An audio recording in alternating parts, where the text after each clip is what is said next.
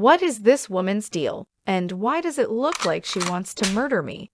Why is she carrying a log that seems like it's been covered with a bonnet and a blanket?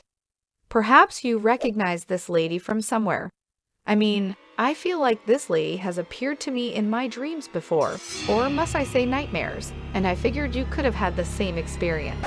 The name Lunatic of Étretat was chosen by Hugues Merle to describe this piece. Do you not find the title to be a bit too extreme? Hopefully, the fact that it's also been termed la folle, the idiot or a mad lady, in French is of some comfort. In all honesty, they aren't much better. The woman's big red eyes gave me the creeps the first time I saw this artwork. Moments passed before I could tear my eyes away from her pleading features and saw that the object in her arms was not a baby or a pet, but a chunk of wood. As strange as some of the works of art I've seen may be, this one takes the cake. Once the first shock wears off, the terrible sentiments of grief and despair that accompany the look become overwhelming. She's looking up at us with a cocked head, all protective and possessive.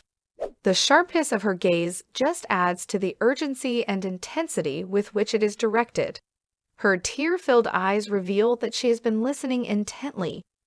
She's sitting on the side of a well in the middle of a forest, and the wind is whipping her hair about like smoke. This bundle of joy is already very special to her. It seems as if she may have even etched a human face into the wood. Her clothing is in such poor condition that it may be considered rags. Her piercing gaze is at odds with the placid manner often shown in artworks from the era. Her body is twisted in tension, her upper body facing in an opposite direction from her bottom half. Are her feet pounding, or is she just getting ready to run? The backdrop trees have bare branches, adding to the desolate, chilly atmosphere. Does she miss her children, or would want to have some? Since Merle is famous for his touching and often tragic sequences with moms and their children, any interpretation might be correct. Yes, he really excels at depicting pain. Despite the woman's seeming poverty, her hands are spotless and the focus of the picture. It's almost as if Merle wants us to examine this particular feature of the woman's anatomy.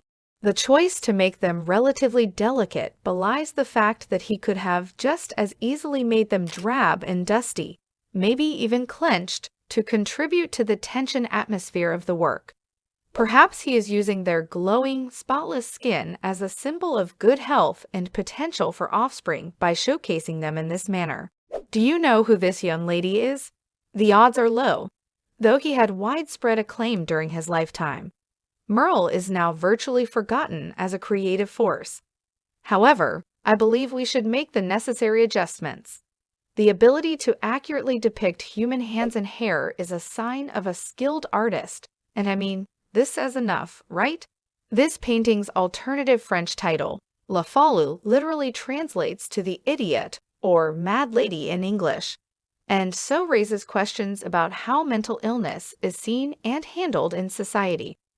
Around this time, in 1870s France, there was a fascination with a disorder termed hysteria, which they thought at the time mostly afflicted women.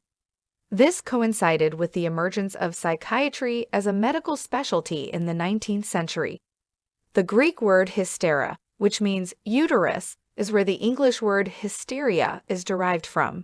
Hospitals in the 1870s housed thousands of mentally ill women, and the diagnosis of hysteria was given to individuals who displayed symptoms like agitation, irritability, fainting, or a predisposition to make trouble.